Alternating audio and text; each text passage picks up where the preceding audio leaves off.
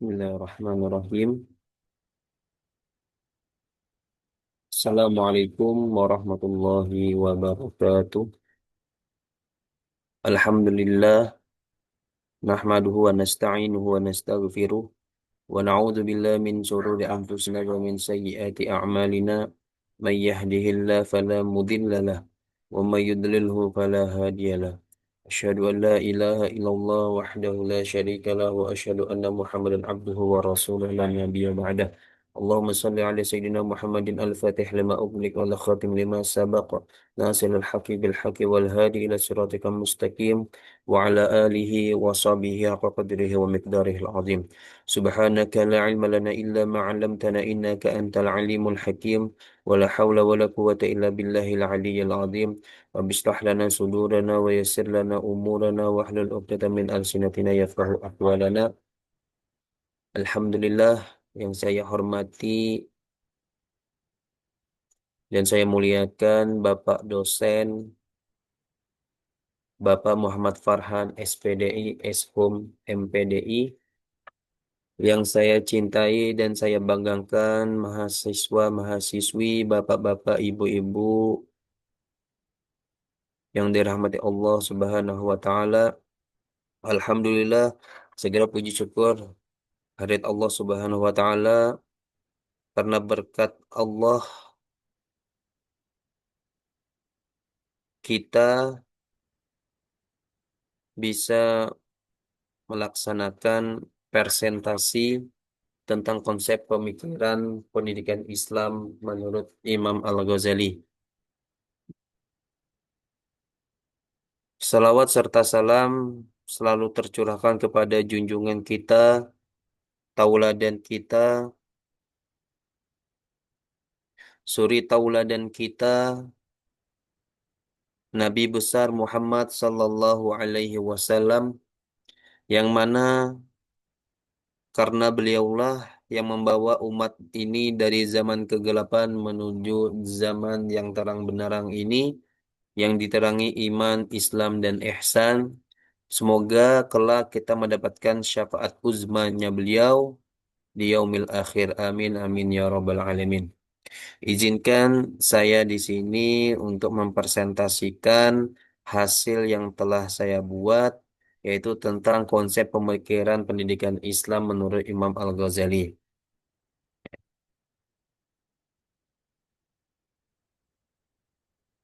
Pendahuluan,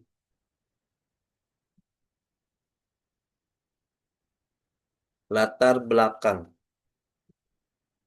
Pendidikan Islam merupakan pilar utama dalam membentuk manusia yang beriman, berilmu, dan berakhlak mulia. Di tengah dinamika zaman yang terus berkembang, tantangan pendidikan Islam menjadi semakin kompleks. Maka dari itu, kajian terhadap tokoh-tokoh pemikir Islam klasik seperti Imam Al-Ghazali menjadi sangat relevan dalam menggali kembali nilai-nilai pendidikan yang bersumber dari tradisi keilmuan Islam. Al-Ghazali tidak hanya dikenal sebagai sufi dan teolog besar, tetapi juga sebagai pemikir pendidikan yang menawarkan sintesis antara akal, wahyu, dan spiritualitas. Kemudian rumusan masalah. Pertama, bagaimana orientasi dan tujuan akhir pendidikan Islam menurut Imam Al-Ghazali dalam mencapai kesempurnaan manusia atau disebut juga dengan insan kamil, serta kebahagiaan dunia dan akhirat. Yang kedua, bagaimana kriteria dan kode etik pendidik yang ideal menurut Al-Ghazali, terutama mengenai peran guru sebagai pembimbing spiritual. Kemudian yang ketiga, apa saja kewajiban dan adab yang harus dipenuhi oleh seorang murid untuk mendapatkan ilmu yang bermanfaat. Kemudian yang keempat, bagaimana relevansi konsep pemikiran pendidikan Imam Al-Ghazali jika diterapkan dalam sistem pendidikan Islam modern saat ini. Kemudian tujuan masalah. Satu, untuk mengetahui orientasi dan tujuan akhir pendidikan Islam menurut Imam Al-Ghazali dalam mencapai kesempurnaan manusia atau disebut juga dengan insan kamil serta kebahagiaan dunia dan akhirat. Kedua, untuk mengetahui kriteria dan kode etik pendidik yang ideal menurut Al-Ghazali, terutama mengenai peran guru sebagai pembimbing spiritual. Ketiga, untuk memahami apa saja kewajiban dan adab yang harus dipenuhi oleh seorang murid untuk mendapatkan ilmu yang bermanfaat. Kemudian yang keempat, untuk mengetahui bagaimana relevansi konsep pemikiran pendidikan Islam Imam Al-Ghazali jika diterapkan dalam sistem pendidikan Islam modern saat ini. Pembahasan 1. Tujuan pendidikan. Al-Ghazali memandang manusia sebagai makhluk teosentris, sehingga dia menyatakan bahwa tujuan dari pendidikan bukan hanya sekedar mencerdaskan pikiran saja, melainkan juga berusaha untuk membimbing, mengarahkan, meningkatkan, dan mensucikan hati untuk menghadap kepada Allah, atau disebut juga dengan tazkiyatun nafas. Ya.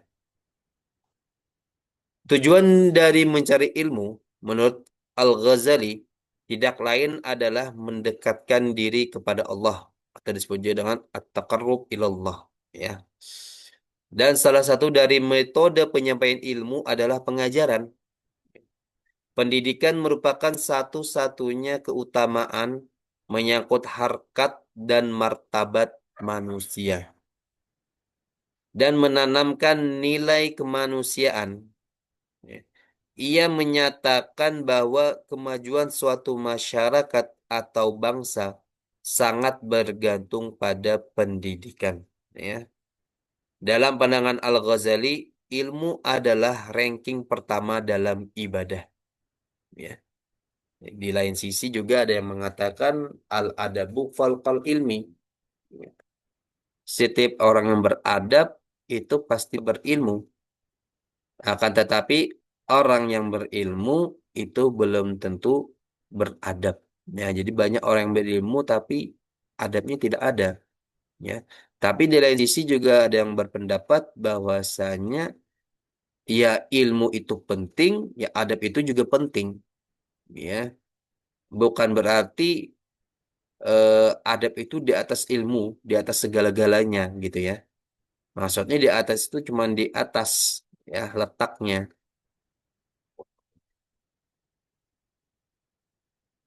Kemudian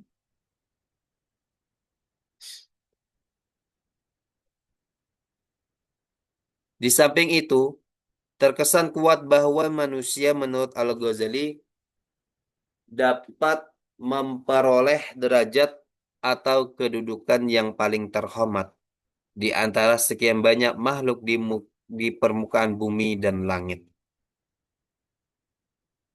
Tujuan utama mencari ilmu adalah untuk mencapai.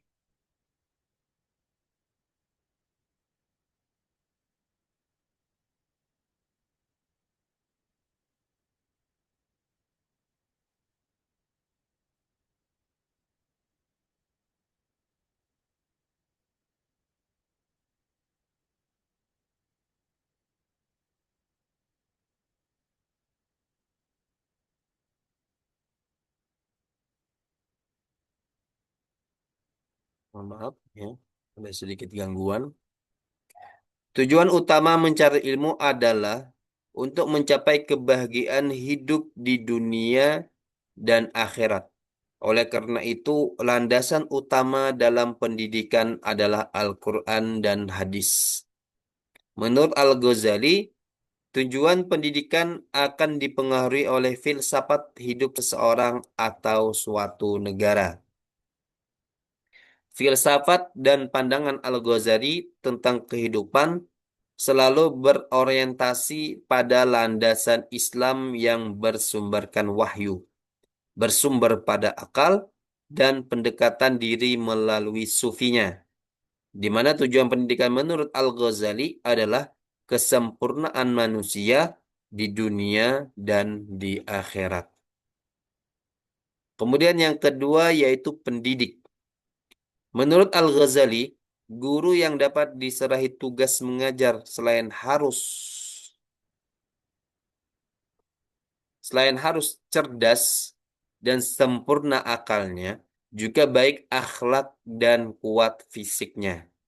Dengan kesempurnaan akal, ia dapat memiliki berbagai ilmu pengetahuan secara mendalam. Dengan akhlaknya, dapat menjadi contoh dan teladan bagi para muridnya.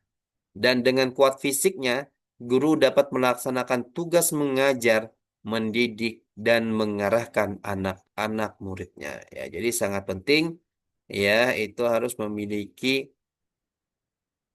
tiga ya, kesempurnaan akal, akhlak yang baik ya, dan kuat fisiknya. Ya, itu ada tiga modal menjadi seorang pendidik atau guru. Kemudian selain sifat-sifat umum di atas, pendidik hendaknya juga memiliki sifat-sifat khusus dan tugas-tugas tertentu. Di antaranya, satu, rasa kasih sayang dan simpatik. Ya. Guru harus berlaku seperti orang tua terhadap anaknya. Bahkan beliau berpendapat bahwa hak seorang guru itu lebih besar daripada hak seorang ayah terhadap anaknya. Kemudian yang kedua, tulus dan ikhlas dan tidak mengharapkan upah dari muridnya. Al-Ghazali berpendapat bahwa guru tidak layak menuntut honorarium, ya, tidak menuntut. Tapi kalau dikasih beda, ya. Dia itu bonus dari Allah.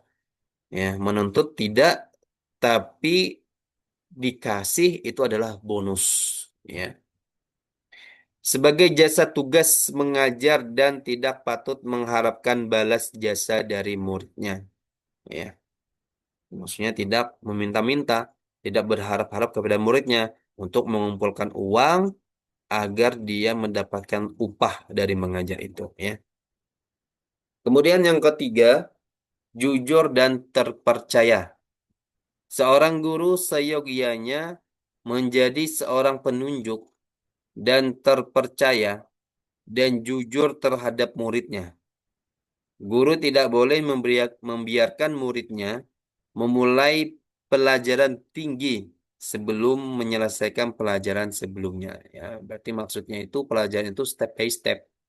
Ya, nggak bisa langsung loncat ke pelajaran yang lebih tinggi pembahasannya. Ya, jadi harus step by step dari yang paling rendah dulu, yang paling ringan dulu pembahasannya, pemahamannya, ya.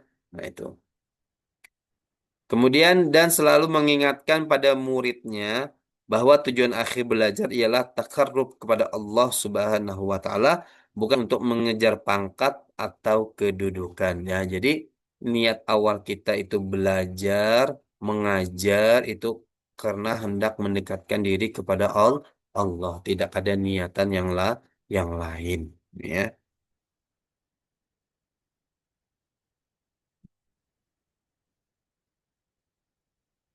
Kemudian yang ketiga peserta didik.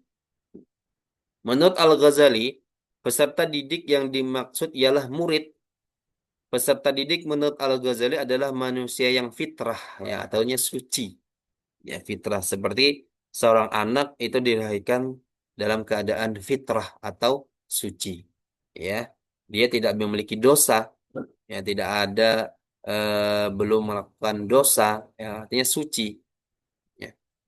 Menurut beliau, seorang murid atau peserta didik adalah orang yang mempelajari ilmu pengetahuan berapapun usianya. Ya, jadi tidak ada batasan umur untuk menjadi peserta didik. Ya, mau itu sudah tua umurnya, ya, jadi tidak ada batasan karena menuntut ilmu itu dari buayan sampai liang lahat. Ya, maksudnya sampai meninggal dunia. Ya, jadi kewajiban ya, menuntut ilmu itu sampai meninggal dunia. Nah, jadi tidak ada batasan umur. Ya. Dari manapun, ya, dari manapun, ya, siapapun dalam bentuk apapun, dengan biaya apapun untuk meningkatkan intelektualitas dan moralnya dalam mengembangkan dan membersihkan jiwanya dan mengikuti jalan kebaikan. Kemudian beliau menguraikan hal-hal yang harus dipenuhi murid dalam proses belajar mengajar adalah sebagai berikut. Satu, belajar merupakan proses jiwa. Pada hakikatnya, yang wajib belajar adalah murid, sedangkan guru bertugas membimbingnya. Ya. Berperan sebagai penunjuk jalan dalam belajar. Ya. Seorang murid yang belajar tanpa bimbingan atau arahan guru, apalagi yang dipelajari adalah berbagai disiplin ilmu, bisa jadi ia tidak akan memperoleh ilmu itu. Mengingat fisikisnya terutama yang menyangkut intelektualnya harus sesuai dengan materi keilmuan yang hendak dikuasai. Ya.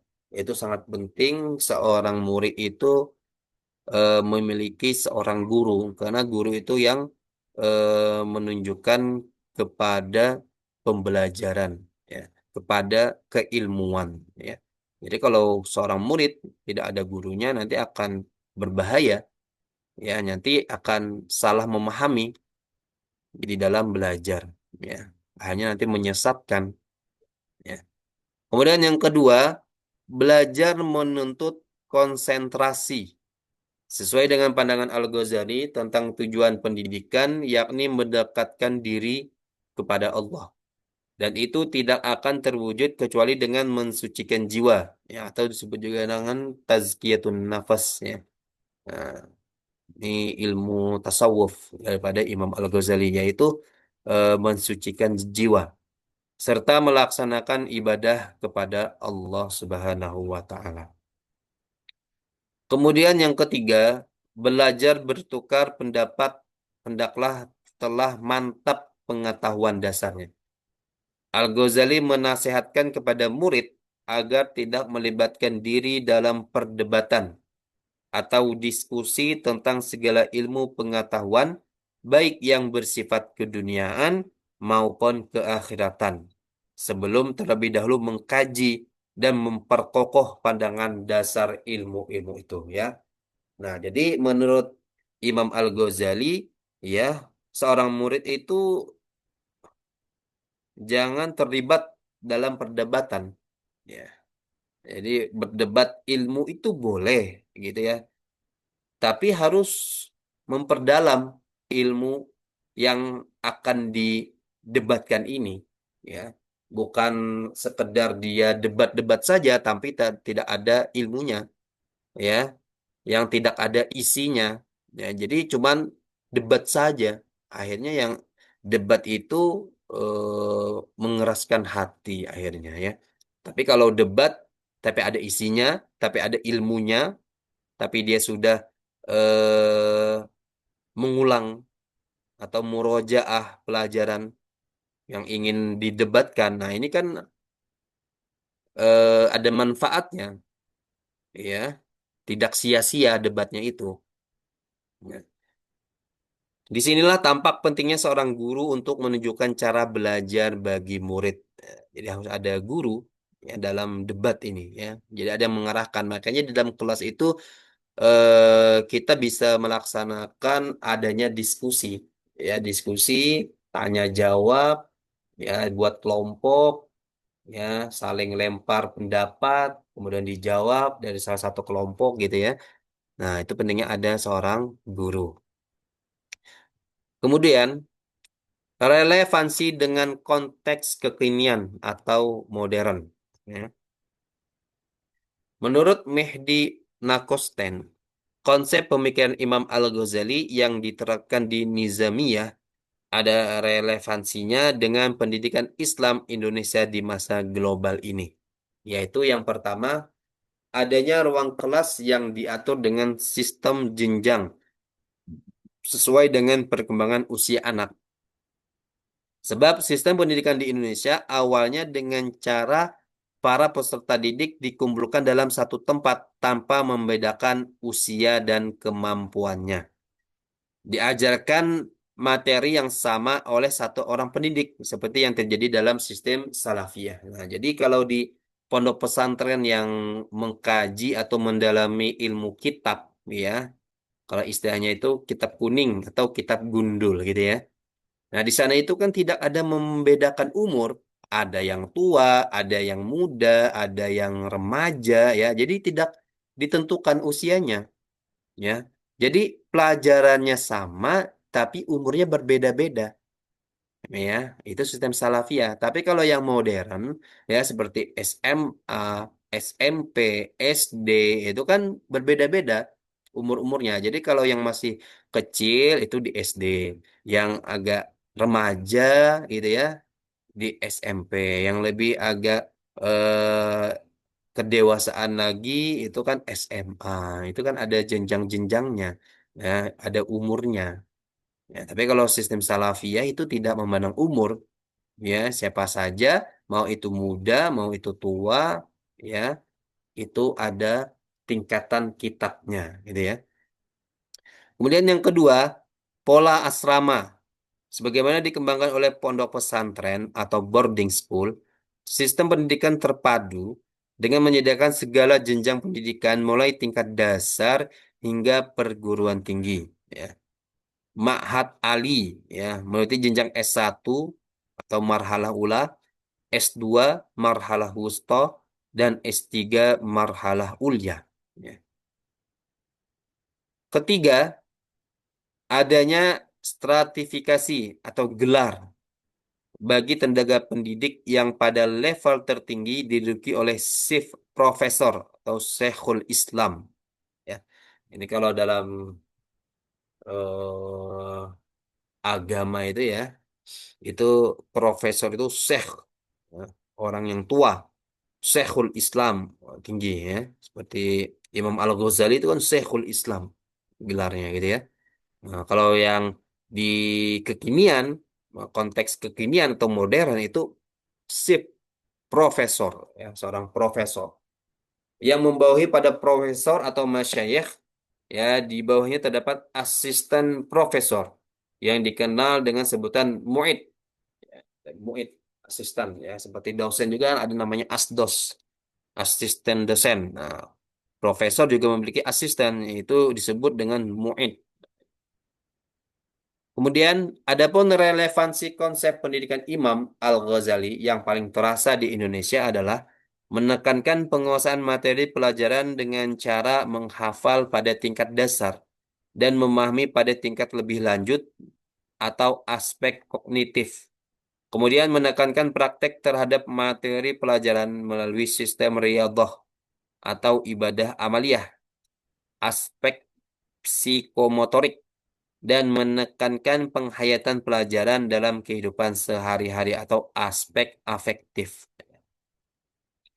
Kemudian kesimpulan, Imam Al-Ghazali adalah sosok ulama besar yang memiliki pengaruh signifikan dalam dunia Islam, khususnya dalam pengembangan pemikiran filsafat, tasawuf, dan pendidikan.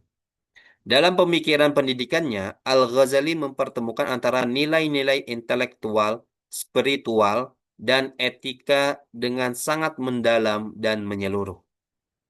Ia memandang bahwa pendidikan sebagai sarana untuk mendekatkan diri kepada Allah Subhanahu wa taala, bukan sekedar untuk mencari pengetahuan duniawi semata, ya. Pemikirannya bersifat integratif dan menekankan pentingnya keselarasan antara akal, hati, dan amal.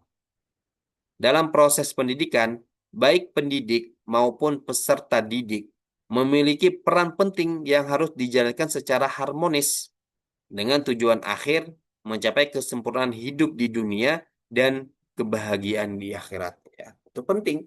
Masa seorang pendidik itu tidak ada peserta didiknya, ya? Siapa yang diajarkan? Ya, jadi saling berkaitan, berkesinambungan, ya. Atau misalkan peserta didik tapi tidak ada pendidiknya, nah kacau, ya. belajar tapi nggak ada yang ngajar, ya. Nah, jadi harus ada pendidik dan peserta didik. Secara keseluruhan, konsep pendidikan Imam Al-Ghazali merupakan warisan intelektual yang tidak hanya berharga secara historis, namun juga aplikatif dalam konteks pendidikan Islam modern. Pendekatannya yang menggabungkan ilmu, iman, dan akhlak memberikan dasar kuat bagi terbentuknya sistem pendidikan yang holistik dan humanistik.